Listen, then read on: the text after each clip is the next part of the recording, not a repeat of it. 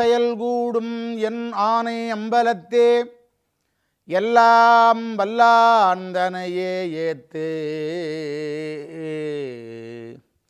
பொன்னும் மெய்ப்பொருளும் தருவானை போகமும் திருவும் புணர்ப்பானே பின்னை என் பிழையை பொறுப்பானை பிழையலாம் தவிர பணிப்பானே இன்ன தன்மையன் என்று அறியுண்ணா எம்மானை எளிவந்த பிரானை அன்னம் வைகும் வயல் பழனத்து அரியாரூரானை மறக்கலுமாமே.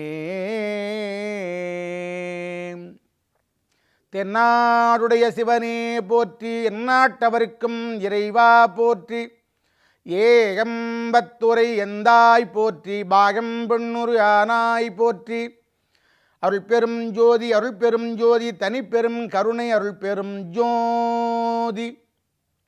செல்வம் பொங்கும் தை. எப்படி சார் செல்வம் பொங்கும்னா, இந்த மாடு என்ற சொல்லுக்கே செல்வம் என்பது பொருள். பெரியவங்க சொல்லுவாங்க பசுக்களை பசுன்னு தான் சொல்லணும், பசு மாடுன்னே சொல்லக்கூடாது பிழைன்னு. ஆனால் அது பிழையாயிடாது. ஏன்னா மாடுன்னு செல்வங்கிறதுனால மாடுகளுக்கும் செல்வங்களுக்கும் சம்பந்தம் உண்டு. நம்ம நேற்றைய சொற்பொழில் எப்படி இயற்கைக்கு நன்றி சொன்னோமோ, தெய்வ வழிபாட்டிலேயும் சரி இயற்கை வழிபாட்டிலேயும் சரி சூரியன் வழிபாடு பண்ணோமோ, அதே மாதிரி தான் இன்றைக்கு நிகழ்விலேயும் நாம் இந்த மாடுகளுக்கு கூட ஏன் விழா எடுக்கிறோம்னா நன்றி சொல்ல தான். காலமெல்லாம் நம் கூடவே உழைத்து கொண்டு இருக்கிறது, எந்த பலனும் இல்லாமல். திருவள்ளுவர் பெருந்தகை சொல்லுவார்கள், என்னன்றி கொன்றார்க்கும் உய்விண்டாம் உய்வில்லை, செய் நன்றி கொன்ற மகற்கு. செய்த நன்றி மறக்கலாமா? கூடவே இருந்து உழைக்கிறாங்களே சம்பளம் வாங்காமல். நம்ம என்ன உணவு போடுறோம், அது என்ன உணவு போடுறோம்? நாம் நெல் எடுத்துக்கின்னு வைக்கோலை போடுறோம், அவங்க சாப்பிட்டுக்கிறாங்க. அரிசி எடுத்துக்கின்னு தவிடை போடுறோம், சாப்பிட்டுக்கிறாங்க. சாதத்தை வடித்த அரிசியை கூட அந்த தண்ணியை தான் நம்ம அவங்களுக்கு ஊற்றுறோம், சாப்பிட நம்ம சாப்பிட்றோம். எதெல்லாம் நமக்கு தேவையில்லையோ அதையெல்லாம் கூட அந்த ஜீவன்கள், மாடுகள், பசுக்கள் உணவாக ஏற்றுக்கொண்டு பெரிய பலம் பொருந்தி உழைக்கிறது. காட்டுக்கு ராஜா சிங்கம், மிருக இனம்தான்.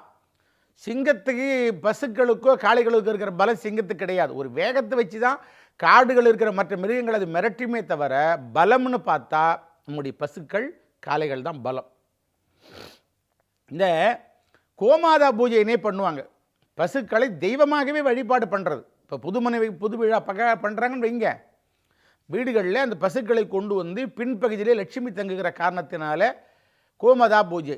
ஏன்னா பசு உடம்பில் எல்லா தேவர்களும் எல்லா தெய்வங்களும் குறிப்பிட்ட இடங்களில் தங்கியிருப்பதாக நம்முடைய முன்னோர்கள் பட்டியலே சொல்லியிருக்கிறார்கள். அதில் பின்பகுதியிலே தங்கியிருப்பது மகாலட்சுமி. அந்த மகாலட்சுமிக்கு பூஜை செய்வதாகவே கோமாதா பூஜை பண்ணிவிட்டு அதன்படி தான் நம்ம குடும்பமே போகிற வீடுகளில். ஏன்? செல்வம் வேணுமே, ஃபைனான்ஸ் சிக்கல் இல்லாமல் இருக்கணும், இல்லை பண கஷ்டம் இல்லாமல். அதுக்காக அந்த கோமாதா பூஜை நமக்கு கை கொடுக்கிறது. ஓம் க்ஷீம் ஓம் என்பது லட்சுமியினுடைய பீஜ மந்திரம். பண கஷ்டம் இல்லாமல் இருக்கணும்னு நமக்கு எல்லாருக்கும் தான் ஆசை. அதுக்குண்டான வழிமுறைகள் என்னன்னா, நம்முடைய பேரை வீதியில் செல்கிற பொழுது யாரோ கூப்பிட்ட உடனே நம்ம திரும்பி பார்ப்போம் பாருங்கள், நம்மளே இல்லை ஆனால் நம்முடைய பேர். அதுபோல் மகாலட்சுமியே திரும்பி பார்க்க வைக்கிற மந்திரம் ஓம் க்ஷீம் ஓம் என்கிற பீஜ மந்திரம். அதை வாய்ப்பு இருக்கிறவங்க பூஜை ரூமில் வடக்க பார்த்து ஒரு ஆடை போட்டு உட்காந்து ஒரு நேராக உட்காந்து ஒரு 108 முறை தினமும் காலை மாலை வாய்ப்பு இருக்கிறவங்க சொல்லலாம். அப்படி சொல்லினால் அந்த வீடுகளில் பணம் தங்கும் அப்படின்னு ஒரு செய்தி உண்டு. வீடுகள் புதுமனை புகு விழா பண்ணுற பொழுது தான் நம்ம கோமாதா பூஜை பண்ணுறோமா?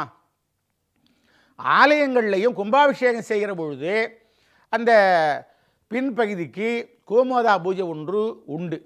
அப்படி எந்த ஆலயங்களில் அதிகமாக கோமாதா பூஜைகள் செய்தார்களோ அந்த ஆலயங்கள் பிரம்மாண்ட வளர்ச்சியை பெற்றிருப்பதை நாம் கண்கூடாக பார்க்க முடியும். நம்முடைய பாடல் பெற்ற திருத்தலங்களில் திருவானைக்கா என்ற சிவாலயத்தில் தினந்தோறும் நண்பகல் 12 மணி அளவிலே ஒரு பிராமண உத்தமர் பெண் வேடம் போட்டு கொண்டு அந்த கோமாதாவுக்கு சிறப்பு பூஜை பண்ணுறதை தினசரி காணலாம். அப்படி ஒரு சிறப்பு வழிபாடு அந்த சிவாலயத்திலே நடைபெறுகிறது. இப்போ பசுவினுடைய உடம்பில் ஒரு அரிய தகவல் இருக்கிறது. இதை கேட்டிங்கன்னா நீங்கள் ஆச்சரியப்படுவீங்க. சில பேர் நம்ப கூட மாட்டீங்க. ஆனால் உண்மை. எந்த வீடுகளிலே நாட்டு பசு இருக்கிறதோ, நான் சொல்லுகிற தகவல் இப்பொழுது பால் அதிகமாக கறக்கிறதுக்காக சில பசு பண்ணுற பாருங்க, அந்த பசுக்கு பொருந்தாதுன்னு நான் நினைக்கிறேன். பழைய பசுக்கள், நாட்டு பசுக்களுக்கு இடி விழுதுமானால் அதை தாங்குகிற ஆற்றல் உண்டாம். அதனால் பசுக்கள் எந்த வீடுகளில் கட்டப்பட்டிருக்கிறதோ அந்த பகுதியில் இடி விழாதான். அதனுடைய ஆற்றல் வெளியே பண்ணிடுமா. இடி தாங்கின்னு பேர் பசுக்களுக்கு, நாட்டு பசுக்களுக்கு இடி தாங்கின்னு பேர். இந்த செய்தி நிறைய பேர் தெரியாது. ஒரு ஆச்சரியமான செய்தி பார்த்தோம். இன்னொரு ஆச்சரிய செய்தி என்னன்னா, ஒரு பூகம்பம், ஒரு இயற்கை சீற்றமாகுதுன்னு வைங்க, சுனாமி வர்றது, நமக்கு இப்போ கடல் பொங்குறது, எல்லாம் இந்த மாதிரி ஒரு பூகம்பம் வருகிற பொழுது, நில அதிர்வு வருகிற பொழுது அது எப்பொழுது ஏற்பட இருக்கிறதோ முன்னமே பசுக்களுக்கு தெரியும்னு ஒரு செய்தி. அதனால தான் ஓரறிவு, ஈரறிவு, மூணறிவு, நாலறிவு, ஐந்தறிவு, மனிதனுக்கு 6 அறிவு, விலங்குகளுக்கு 4 அறிவு, பசுக்களுக்கு 5 அறிவு. பசுக்கள் விலங்குகள் பட்டியலில் சொல்ல முடியாது. மற்ற பறவைகளுக்கு 3 அறிவு, ஊர்ந்து செல்கின்ற ஜந்துக்களுக்கு 2 அறிவு, மரம் செடி கொடிகளுக்கு 1 அறிவுன்னு வரும் அந்த செய்தி. பசுக்கள் மனித இனத்திற்கு அடுத்த கட்டத்திலே இருக்கிறது. எங்கள் தாயார் ஒரு கண்ணுக்குட்டி வளர்த்தாங்க. பேர் கோவிந்தன்னே பேர் வச்சு, கோவிந்தான்னு கூப்பிட்டா அது கிட்ட வந்து நிற்காது. மனிதர்கள்ட்ட அதே மாதிரி ஒரு பழக்கம். இன்றைக்கும் வண்டிகளை பூட்டி விட்டாங்கன்னா ஆளே இல்லாமலே நிலத்தண்டை போய் நிற்கிற பழக்கமெல்லாம் அந்த மாடுகள் ஒரு உணர்வு. என்னென்னா, நமக்கு நெருங்கிய ஒரு நண்பர்களாக அந்த மாடுகள் அமைந்திருக்கிறது. இந்த கோஜலம்னு சொல்லுவோம். கோமயத்தை வீடுகளில் தெளிப்பாங்க. நில நாளில் ஒரு வெள்ளிக்கிழமையில் வீடுகள் தெளித்தா துஷ்டதேவாதி வீடுகள் வராது. கோமயம்னு சொல்கிறது சாணங்க, மயம்னா கோமயம்னா சாணம், கோஜலம்னு சொல்லணும். நம்ம கோமயம்னு சொல்லி பழகிட்டோம். அந்த கோமயத்தை ஒரு 11 நாட்கள் வீடுகளில் நம்ம தெளிச்சுன்னு வைங்க, திருமந்திர பாட்டை பாடி தெளிச்சுன்னு வைங்க, கோயிலில் மூலவரில் என்ன அருள் சக்தி உண்டோ அது நம்ம வீடுகளில் அமையும். எங்கும் திரிமேனி, எங்கும் சிவசக்தி, எங்கும் திருநட்டம், எங்கும் சிதம்பரம், எங்கெங்கும் சிவமயமாயிருத்தலால் அங்கெங்கே தங்கும் சிவன் அருள் தன் விளையாட்டதே. இந்த மாடுகளுக்கும் தெய்வங்களுக்கும் இயற்கைக்கும் இருக்கிற சம்பந்தங்களை மீண்டும் சிந்திப்போம் ஒரு சிறிய இடைவேளைக்கு பிறகு.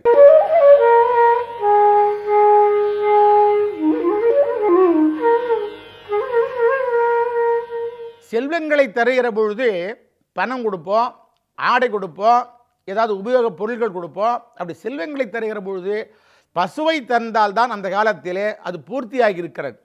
அதுக்கு திருமுறையிலேயே ஒரு பாட்டு வருகிறது. தேடிய மாடி நீடி செல்வமும் நாடிய மனத்தினோடு நாயன்மார்கள் அடைந்த போது கூடிய மகிழ்ச்சி பொங்க குறைவர கொடுத்து உவந்தார். பசுக்களை தருகிற பொழுது முழுமை அடைவதாக திருமுறை பதிகம் நமக்கு நினைவுபடுத்துகிறது. அவ்வளவு முக்கியமானது பசு. சரி, பசுதான் முக்கியமானதா? அப்போ காளை மாடெல்லாம் சிறப்பு இல்லையானா? ரெண்டுமே ஒன்று தான். இந்த காளையை வாகனமாகவே பரம்பொருள் ஏற்றிருக்கிறாங்க. பிரதோஷ வழிபாடுகளில் பார்த்திங்கன்னா சிறப்பு பூஜையை நந்தி தேவருக்கு தான். முதல் பூஜையை நந்தி தேவருக்கு தான். அரிகம்புல் மாலை, வெல்லம் பச்சரிசி நைவேத்தியம் சிவாலயங்களில் ஒரு கண்கொள்ளா காட்சியாக இருக்கு. காளை மாட்டை சிவபரம்பொருள் வாகனமாக ஏற்றிருக்கிறார். பசுக்கள்னு பார்த்திங்கன்னா, இப்போ நான் சொல்கிறது இயற்கையை தாண்டி தெய்வங்களுக்கும் இந்த மாடுகளுக்கும் சம்பந்தம் உள்ளது என்பதை நம்ம நினைவில் கொள்ளணும். நமக்கு தெரிஞ்சாதானே அடுத்த தலைமுறைக்கு நாம் சொல்லலாம். இதெல்லாம் தமிழர் பண்பாடாச்சே, தமிழர் வழிபாடாச்சே, தமிழர் நாளாச்சே. அன்னைக்கு அதெல்லாம் நம்ம நினைவு பண்ணணும். பெருமாள் கிருஷ்ண அவதாரத்தில் பசுக்களை மேய்த்தார் என்று செய்தி உண்டு. அவர் வெண்ணெய் சாப்பிட்டார் செய்தி உண்டு. வெண்ணெய் சாப்பிட்டாருன்னா வெண்ணெய் போய் களவாடினாரா?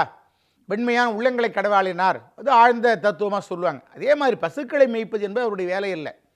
அவர் வீட்டில் வேலையாட்கள்லாம் நிறைய உண்டு. அந்த ஊர்லேயே ஆயர்பாடியிலேயே மிகப்பெரிய செல்வன் தான் நந்தகோபன். ஏன் இப்போ சுவாமி போய் பசுவை மேய்ச்சாங்க அப்படின்னா, ஆன்மாக்களை மேய்த்தார்கள்.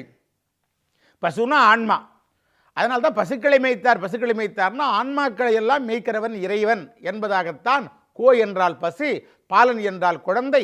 கோபாலன் குழந்தையாக இருந்த காலத்திலே, சிறுவனாக இருந்த காலத்திலே பசுக்களை மேய்த்ததினாலே கோபாலன் என்றே ஒரு சிறப்பு பேர் உண்டு. இதே மாதிரி சைவத்திலே செய்து உண்டு. கரூரில் இருக்கிற சிவபெருமானுக்கு பசுபதீஸ்வரர், பசுன்னா ஆன்மா, பதினா தலைவன். இந்த ஆன்மாக்களாக இருக்கிற நமக்கெல்லாம் அந்த தெய்வம் தலைவனாக இருக்கிறதுனால, நம்ம எல்லாம் காப்பாற்றுகிற காரணத்தினால பசுபதீஸ்வரர் என்று செய்தி வருகிறது. திரிபுர தகன காலத்தில் ஒரு 3 அரக்கர்கள் 3 பட்டணம், இரும்பு கோட்டை, வெள்ளி கோட்டை, தங்க கோட்டை வச்சுக்கின்னு பெரிய அட்டகாசம் பண்ணான். 1000 ஆண்டுகள் கழிச்சு தான் அவங்களுக்கு கொல்ல முடியும். தவறிட்ட மறுபடியும் 1000 ஆண்டு அவங்களை ஒன்றும் பண்ண முடியாது. சிவபரம்பொருள் அவர்களை அழிக்க செல்லுகிற பொழுது அந்த யுத்தத்திலே உலகங்கள் நடுங்குகிறது. உலகம் தாங்கலை, மிகப்பெரிய யுத்தம். அப்போது நாராயணர் என்ன பண்ணினாங்க, ஒரு சமயோஜித ஆலோசனையாக, சிவபெருமானே சுவாமிக்கு சொல்லலை, அவராகவே ஒரு காளை மாடாக வடிவமெடுத்து போய் 2 கொம்புக்கு இடையிலே அந்த பூமி உருண்டையை அப்படியே தாங்கினாராம். பெரிய வடிவமாக மாடாக போய் காளை மாடாக தாங்கினாங்களாம், நந்தியாக போய். சுவாமிக்கு ஒரு திருப்தி ஆகி போச்சு. திரிபுரத்தகனம் நல்லபடியாக முடிஞ்சுடுது. முடிந்த பொழுது சொன்னாங்களாம், நான் கேட்காமலேயே இந்த உதவியை செய்ததுனால நாராயணரே எனக்கு நந்தியாக வந்து உதவி பண்ணினீங்க, உங்களுக்கு ஒரு அவதாரத்தில் நான் மந்தியாக வந்து உதவி பண்ணுறேன்னாராம். அந்த நன்றி கடனாகத்தான் ராமாயணத்தில் அவர் அம்சம் ருத்திரர், சிவாம்சம் ருத்திரர், ருத்திரர் அம்சம் தான் ஆஞ்சநேயர். அந்த ஆஞ்சநேயர் சுவாமியாக போய் பெரிய பெரிய சாதனைகள் எல்லாம் செய்து அந்த ராமபிரானுக்கு நன்றி கடன் கழித்தார் சிவபரம்பொருள் என்று ஒரு செய்தி உண்டு. நம்முடைய தமிழர் பண்பாட்டிலே காளையை அடக்கினால்தான் பெண் தருவேன் என்று நம்முடைய வீரர்கள் பழங்காலத்தில் சொல்லியிருக்கிறாங்க. காளை மாடு வளர்ப்பாங்க, நல்லா கம்பீரமாக அது அப்படியே ஒரு கர்ஜனை செய்து வளரும். அப்படிப்பட்ட மாட்டை அடக்கிறவன் வீரன். அந்த வீரனுக்கு என் மகளை தருகிறேன்னு போட்டி வைப்பாங்களாம். அப்போல்லாம் வீரம் இருந்தால் தான் பெண்ணை கொடுப்பான். இப்போ அந்த மாதிரிலாம் போட்டி வச்சா ஒரு ஆளும் தேர மாட்டோம், பெண்ணை கல்யாணம் பண்ண முடியாது. அப்போ வீர விளையாட்டாக அதை வைச்சாங்க. அது இல்லாமல் வீடுகளில் பார்த்திங்கன்னா மார்கழி மாதமெல்லாம் எல்லார் வீடுகள்லையும் இன்றைக்கி பூசணி பூ வைக்கிறாங்க. பசு சாணத்தை வச்சு மேலே பூசணி பூ கோலம் போட்டு அது மேலே. ஆனால் ஒரு காலத்தில் அது எப்படி பழக்கம் வந்ததா, பூசணி பூ பூத்ததானால் அந்த வீட்டில் கல்யாண வயசில் பெண் இருக்கிறதான்னு அடையாளமாக. கல்யாண வயசில் பெண் இருக்கிற வீடுகளில் தான் முதல்ல பூசணி பூ வைக்கிற பழக்கம் வந்திருக்குதான். அப்படி வைக்கிற பொழுது அந்த வீட்டில் கல்யாண வயசில் பொண்ணுக்கு இது போய் பெண் கேட்கலாம் என்று ஒரு செய்தி சொன்னாங்க அவங்க. மிகப்பெரிய சிறப்பு. இன்றைய தேதியில் பார்த்திங்கன்னா மாட்டுப்பொங்கல் தேதியில் திருவள்ளுவர் தினம் என்று வருகிறது. தமிழர்கள்னு சொன்னால் திருவள்ளுவரை பிரித்து விட முடியாது. தமிழ் வேறு திருவள்ளுவர் வேறு அல்ல. அந்த திருவள்ளுவர் 2000 ஆண்டுகளுக்கு முன்பே காலம் சொல்லாமல், பெயர் சொல்லாமல், இடம் சொல்லாமல், இனம் சொல்லாமல், சமயம் சொல்லாமல், விரிவாக சொல்லாமல், சுருக்கமாக மனித இனத்தை பற்றி மட்டுமே சிந்தித்த ஒரு தமிழ் ஞானியை நாம் பாட்டனாக அடைந்திருக்கிறோம். எண்ணி எண்ணி மகிழணும். அரங்கேற்ற காலத்தில் திருக்குறளுக்கு பெரிய போராட்டம் நடந்தது. ஆனால் இன்றைக்கு 200 நாடுகளிலையும் அந்த திருக்குறளை அவரவர்கள் மொழியிலே மொழிபெயர்த்து தலைமையில் தூக்கி கொண்டு செல்கிறார்கள் என்றால் நாமெல்லாம் காலரை தூக்கிவிட வேண்டிய அற்புத செய்தி அல்லவா? அப்படிப்பட்ட திருவள்ளுவர் தினமும் இன்றைக்கு வருவது இந்த பொங்கல் விழாவிலே, தமிழ் விழாவிலே நாம் நினைவுபடுத்திக் கொள்ள வேண்டிய ஒரு அற்புதமான தகவல். கிறிஸ்தவ மதத்தை பரப்ப வந்த பி.வி. போப்பாண்டவர் அவர்கள் தமிழினுடைய ஆழங்கால் பட்டதினாலே, தமிழ்கிட்ட ஈடுபாடு ஏற்பட்டதினாலே 60 நாட்களில் தமிழை கற்றுக்கொண்டு அவருடைய கடைசி காலகட்டத்திலே இங்கு ஒரு தமிழ் மாணவன் உறங்குகிறான் என்று எழுதுங்கள்னே சொல்லியிருக்கிறாங்க. லண்டனில் இன்றைக்கும் அவருடைய கல்லறையிலே எழுதப்பட்டிருக்கிறது, இங்கு ஒரு தமிழ் மாணவன் உறங்குகிறான். அப்போது மற்ற மதத்தை பரப்ப வந்த அவர்கள் கூட சிறப்பாக இந்த தமிழை பற்றி இவ்வளோ உயர்வு செய்கிறார்கள் என்று சொன்னால், தமிழர்களாக நாம் இருக்கிற நாமோ இதை எப்படியெல்லாம் அனுபவிக்க வேண்டும் என்பதை நாம் உள்வாங்கிக் கொள்ள வேண்டும்.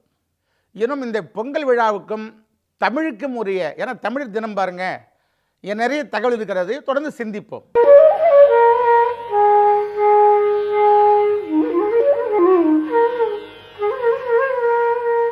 திருவள்ளுவர் தினத்தை பற்றி நாம் சிந்தித்தோம். திருவள்ளுவர் தினம்னு சொன்னாலே தமிழர் தினமாகவே கொண்டாடப்பட வேண்டிய ஒரு அற்புதமான நாள். என்னங்க தமிழுக்கு எப்படி சிறப்பு, நம்ம தமிழ் சொல்லிக்கிறீங்க என்று கேட்கலாம். அது இயல்பாக அமைந்திருக்கிறது, நாம பார்த்து வச்சுக்கிறதா. அது திருஞான சம்பந்த பெருமானோடு சமணர்கள் போட்டிக்கு வந்தாங்க. போட்டி வந்தபொழுது நெருப்பிலே போட்டார்கள். தமிழுக்கு ஒன்றுமே ஆகாமல் அந்த பதிகங்கள் கரையேறியது என்று நம்முடைய திருமுறைகள் பேசுகிறது. ஆற்றிலே வருகிற வெள்ளம், காட்டாற்று வெள்ளம் மாதிரி வேகமாக வருகிற ஆற்றிலே போட்டார்கள். சமணர்கள் போட்ட நூலெல்லாம் ஆற்றோடு அடிச்சிட்டு போயிட்டது. சம்பந்த பெருமான் போட்ட பதிகங்கள் எதிரிலே, ஆற்றுக்கு எதிர்பக்கமாக கரையேறி அதிசயம். மங்கையர்க்கரசியாருடைய மந்திரி போய் அதை கொண்டு வந்தார்னு பெரிய புராணம், திருத்தொண்டர் புராணம் பேசுகிறது. அப்படி இந்த தமிழுக்கு போட்டி வந்த பொழுதெல்லாம் வெற்றி பெற்றிருக்கிறது. இறந்தவர்களை தமிழால் பாடி நம்முடைய அருளாளர்கள் எழுப்பியிருக்கிறார்கள். தமிழுக்கு என்ன ஆற்றல் பாருங்கள். இறந்தவர்களை எழுப்புகிற ஆற்றல் தமிழுக்கு உண்டு. ஏன்னா தமிழும் முருகரும் ஒன்று, தமிழும் சிவமும் ஒன்று, தமிழும் நாராயணரும் ஒன்று, தமிழும் அம்மனும் ஒன்று. இதற்கெல்லாம் நாம் சொல்லுகிற அனைத்துக்கும் ஆதாரங்கள் இருக்கிறது. தமிழ் வேறு, நம்முடைய தெய்வங்கள் வேறு அல்ல. அதனால் இயற்கை பேசுகிற பொழுது, தமிழ் பேசுகிற பொழுது தெய்வங்களையும் பேசுனாலும் ஒன்றும் குற்றம் ஆகிடாது. என்னென்னா, இப்போ இந்த தமிழ் என்ன சிறப்புன்னு சொன்னால், இங்கிலாந்தில் லண்டனில் ஒரு சமய மாநாடு நடந்தது. மகாராணி விக்டோரியா அவர்கள் தலைமையில் 200 நாட்டுக்காரர்கள் அவங்கவுங்க சமயத்தை பற்றி பேச வந்திருக்கிறாங்க. அப்போ தமிழ்நாட்டு சார்பாக போன ஒரு ஐயா திருவாசகம் பாடுறாங்க. திருவாசகம் பாடுகிற பொழுது அந்த மகாராணிக்கு உடம்பில் என்னமோ ஒரு மாற்றம் ஆகிட்டு தான். ஒன்ஸ் மோர்னாங்களாம். திரும்ப பண்ணுறார், ஒன்ஸ் மோர், திரும்ப பாடுறார், ஒன்ஸ் மோர். 7 முறை கேட்கிறார்கள். கூடகரங்கள்லாம் சொன்னாங்களாம், மகாராணியே 200 நாட்டுக்காரங்க வந்திருக்கிறாங்க, ஒரு நாட்டுக்காரன் பாட்டியே திரும்பி திரும்பி கேட்டுருந்தா மற்றெல்லாம் எப்போம்மா நேரம் ஒதுக்கிறது. அப்போ அவங்க சொன்னாங்களா, அந்த மொழி தெரியல, என்ன பொருளில் பாடுறாருன்னு பொருள் தெரியல, அதனால் அந்த பாடலை பாடுகிற பொழுது என்னமோ பண்ணுறதுன்னாங்களாம். உடம்பில் மொழி தெரியாத ஒரு மகாராணியை உணர்ச்சி பெருக்கம் செய்தது தமிழ். திருவாசகம் என்கிற தமிழ். அதை எழுதிய பெருமான் மாணிக்கவாசக பெருமான். அப்போ தமிழுக்கு எல்லா மொழிகள், இப்போ நான் தமிழ் உயர்வாக பேசுகிறேன்னா எனக்கு தமிழ் மட்டும்தான் தெரியும். ஆனால் பல மொழிகள் தெரிந்த மகாகவி சுப்பிரமணிய பாரதி மீசைக்காரர் அவர் கூட சொல்கிறாங்க, யாமறிந்த மொழிகளிலே தமிழ் மொழியை போல் காணேனே. என்னன்னா, அருணகிரி பெருமான் சொல்கிறாங்க, எல்லா மொழிகளையும் ஓட்டப்பந்தயம் விட்டோம்னு வைங்க, முதல்ல போகிறது எதிரானா தமிழ் தான் போகுமா. முந்து தமிழ் மாலை அப்படின்னு பாடுறாங்க. முந்துமாது எப்பேற்பட்ட மொழியாக இருந்தாலும் அதை முந்தி கொண்டு போகிற ஆற்றல் தமிழுக்கு உண்டு என்று மிகப்பெரியவராக இருக்கார் அருணகிரி பெருமான், செய்வ பெரியவர், நம்முடைய குருநாதர் பாடுறாங்க. இன்னொரு சிறப்பு என்னன்னு பார்த்தீங்கன்னா, விநாயகப் பெருமானுக்கு ஔவையார் பூஜை பண்ணுறாங்க. தினம் பூஜை பண்ணுவாங்க. ஒரு நாள் பூஜை பண்ணுங்கிற பொழுது பூவை வேகமாக போடுறாங்க. பூஜை பண்ணுற பொழுது பூவை இப்படி போடணும், இப்படி போட்டு அடிக்கிற மாதிரி ஆகிடும். விநாயகப் பெருமான் கேட்குறாங்க, பாட்டி உனக்கு என்ன பிள்ளையா குட்டியா குடும்பமா, ஏன் இந்த வேகம், கொஞ்சம் மெதுவாக தான் பூஜை பண்ணேன். சேரமான் பெருமாள் நாயனாரும் சுந்தரமூர்த்தி சாமியும் கைலாயம் போகிறாங்களாம், நானும் அவங்க கூடவே போடலான்னு தான் கொஞ்சம் வேகமாக பூஜை பண்ணுறேன், அவ்வளோதானே உன் பிரச்சனை, கொஞ்சம் மெதுவாக பூஜை பண்ணுங்க, அவங்க 2 பேருக்கு முன்னாடி உங்களை கொண்டு போய் கையில் சேர்த்து விட்றேன் விநாயகர் சொல்கிறார். ஔவையார் சிரிக்கிறாங்க, பா தொப்பி சாய்ச்சிக்கிட்டு ஆகிற கதையும் பேசு, நான் தனியாக போனாலாவது விழுந்து அடிச்சு ஏதோ போய் சேருவேன், நீ வேகமாக வந்து என்னை ஆட்சியுமே விட முடியுமான்றாங்க. இல்லை நீ பொறுமையாக பூஜை பண்ணுங்கன்னாங்க. அதன் பிறகு பொறுமையாக பூஜை பண்ணினாங்க. பஞ்சாட்சர மந்திரத்தை குதிரையின் காதிலே ஓதி வேகமாக மனோவேகமாக வாயு வேகமாக போன சுந்தரமூர்த்தி சுவாமிகளை விட சிவபெருமானால் அனுப்பப்பட்ட ஐராவணம் என்ற யானையின் மேல், வெள்ளை யானையின் மேல் வேகமாக போன சுந்தரமூர்த்தி சுவாமிகளை விட முன்னமே விநாயகர் பெருமான் கொண்டு போய் கையில் விட்டுவிட்டார்னு ஒரு செய்தி உண்டு. இதில் என்னன்னா, தமிழால் பாடுகிற பொழுது தெய்வங்கள் மகிழ்கிறதுங்க. இதுக்கு ஆதாரம் விநாயகர் விரும்புகிறாருன்னு ஆதாரம். ஏன்னா கையில் கொண்டு போய் சேர்த்தாச்சு தமிழ் செய்த அந்த உதவியை. அப்போ பக்தி பாட்டு பாடுகிற பொழுது பூஜை ரூமில் வடமொழி பாடினாலும் அது நடக்கும். மொழிகளுக்கு தெய்வங்களுக்கு மொழி பேதம் இல்லை. நமக்கு தமிழ் தானே தெரியும், அதனால் சொல்கிறேன், இது தமிழ் விழான்றதுனால. அப்படி விநாயகர் பெருமான் மட்டுமா, முருகப்பெருமான் ஒரு வைணவரை என்னை பாடுனார். அவர் பெருமாள் பக்தர், நான் பாட மாட்டேங்கிறார். திருச்செந்தூரில் நடந்த கதைங்க. அப்போது ஒரு வயிற்று வலி திடீர் என்று வருகிறது அந்த வைணவருக்கு. அப்போ முருகர் சொல்கிறாங்களாம், இந்த வயிற்றில் நான் உடனே சரி பண்ணிவிட்றேன், என் மேலே தமிழ் பாடு, நான் பாட மாட்டேன், நான் உயிர் விட்டாலும் உயிர் விடுவேன், என் அப்பன் நாராயணத்தான் பாடுவேன்றார். அவர் நாராயணரே காட்சி தந்து என் மாப்பிள்ளை மேலே ஒரு 4 பாட்டு பாடுற, வேறு என்னடா கேட்டான் என்று சுவாமியே நாராயணன் சொன்ன பிறகு அவர் முருகப்பெருமான் மேலே பாடினார் என்று ஒரு ஆதாரம் பெறுகிறது. அதே மாதிரி சிவபரம்பொருளும் பாடுகிற பொழுது எல்லாருக்கும் வேகமாக கொடுத்துருவாங்களாம். சுந்தரமூர்த்தி சாமி பண்ணால் மட்டும் கொஞ்சம் தாமதமாக தான் கொடுப்பாராம். ஏன்னா தமிழ் நல்லா இருக்குமா, இன்னும் கொஞ்சம் பாடு, உடனே கொடுத்துட்டா அந்த பாட நிறுத்துருவான். அதுக்காக தாமதப்படுத்தி கொடுத்தாருன்னு செய்தி. அப்போ என்ன என்றால், கேட்டு இருக்கிற உங்களுக்கெல்லாம் எந்த தெய்வத்து மேலே வேணாலும் ஈடுபாடு இருக்கலாம். இந்த தெய்வம் அந்த தெய்வங்கள்லாம் நம்ம உயர்வு தாழ்வு பேசக்கூடாது. அதனால் ஏதாவது ஒரு பதிகம் பாடுங்க. அப்படி பாடுற பொழுது என்னன்னா, அந்த தெய்வங்கள் நம்ம வீட்டு பூசை அறையிலே கண்டிப்பாக வருகிறது. அந்த பாட்டை கேட்க இதற்கு நம்முடைய தெய்வங்கள் விஷ்ணு, மகாவிஷ்ணுவே ஆதாரம். முதலாழ்வார்கள் 3 பேரை ஒன்றாக சேர்த்து தமிழ் பாட்டை கேட்டார் என்று 4000 திவ்ய பிரபந்தம் பேசுகிறது. 4000 பாட்டு. எங்கள் இசையாளர் ராமமூர்த்தி ஐயான்னு பாகவதர் இருந்தாங்க. அவங்க அப்பா சொல்லுவாங்களா, டே 4000 வாங்கி விடா, வீட்டில் 4000ங்கிறா போல. 4000 திவ்ய பிரபந்தம் வீட்டில் இருந்தால் வீட்டில் 4000 ரூபாய்க்கிறா போல். 4000ன்றது அப்போ 4 கோடி மாதிரி அந்த காலத்தில். அவ்வளவு தமிழ் ஆழ்வார்கள் தமிழ், கொஞ்சம் தமிழ் இன்னும் தெய்வங்களை குழந்தையாக்கி செளி சிந்தியெல்லாம் கொஞ்சம் பகிர்ந்தாங்க. அதனால் அடியார் பெருமக்கள், தமிழிலே நீங்கள் பாட்டு பாடி தெய்வங்கள் நம்ம பூசை அறையில் வந்து விடுமானால் மற்ற லட்சுமி செல்வத்தை தருகிற தெய்வம், கல்வி தருகிற தெய்வம், எல்லா தெய்வமும் வந்துடும். அப்போ நமக்கு பண கஷ்டமே வராது. இப்போ பணம் சில பேர் சொல்லுவாங்க, பணம் வருது சார், வருமானம் வருது சார், ஒன்றும் குறைவில்லை, ஆனால் பணம் தங்க மாட்டேங்குதுங்கிறாங்க. இப்போ நம்ம பொங்கல் பானையில் புது மஞ்சளை வச்சு காப்பு கட்டி பொங்கல் பண்ணுறோம். அந்த மஞ்சளுக்கும் செல்வத்துக்கும் சம்பந்தம் உண்டு. மஞ்சள் மங்களகரமுடையது. அந்த மஞ்சள் விரல் மஞ்சள் கட்டியாக இருக்கும், அந்த மஞ்சள் விரல் மஞ்சள், கல்லுப்பு, மயிலிறகு, வலம்புரி சங்கு, நிலக்கரி, இது போன்ற பொருள்கள் எல்லாம் பூஜை ரூமில் நம்ம பணம் வைக்கிற இடத்துல வைக்கிற பொழுது அந்த குடும்பத்தில் கண்டிப்பாக பணம் தங்கும் என்று கூட ஒரு செய்தி உண்டு. இந்த பொங்கல் விழா 4 தினங்களில் 3வது நாளாக இருக்கிற இன்றைய மாட்டுப் பொங்கல் விழாவிலே பொன்னேர் கட்டுதல். காலமெல்லாம் நமக்கு ஏறு ஒட்டி உணவு கொடுக்க போகிறது மாடுகள்.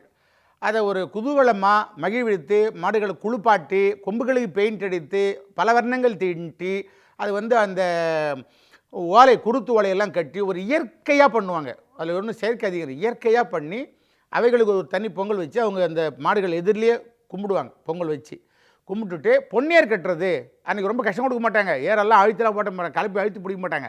சும்மா மெதுவாக இது இனிமேல் நாளிலேருந்து நாங்கள் தொடங்குவோம் ஐயா, கொஞ்சம் கோச்சிக்காதீங்க, உங்களை விட்டால் எங்களுக்கு யார் என்ன மாடுகளுக்கு ஒரு விண்ணப்பம் பண்ணுறோமா. அதனால் பொன்னேர் கட்டி ஓட்டுறது இன்னும் ஒரு சிறப்பு நிகழ்ச்சியாக உண்டு. அதே மாதிரி பார்த்திங்கன்னா அடுத்தது காணும் பொங்கல். 3 பொங்கலை சிந்தித்தோம். 4வது நாள் காணும் பொங்கல்.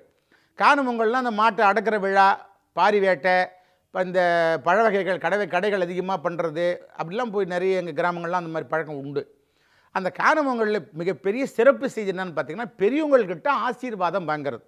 அந்த புது ஆடை கட்டி கொண்டு நம்முடைய பெற்றோருக்கோ பாதுகாப்பாளரோ மாமனோ மாமியோ அப்பாவோ அம்மாவோ குடும்பத்தில் இருக்கிற பெரியவங்களுக்கும் நம்ம புது ஆடை எடுத்து கொடுத்து அவங்க காலில் விழுந்த ஆசீர்வாதம் வாங்கி இந்த வெத்தலைப்பாக்களை வச்சு ஏதாவது ஒரு ரூபா, 11 ரூபா, 101 ரூபா, 501 ரூபா அவங்க வசதிக்கு தவிர கொடுப்பாங்க.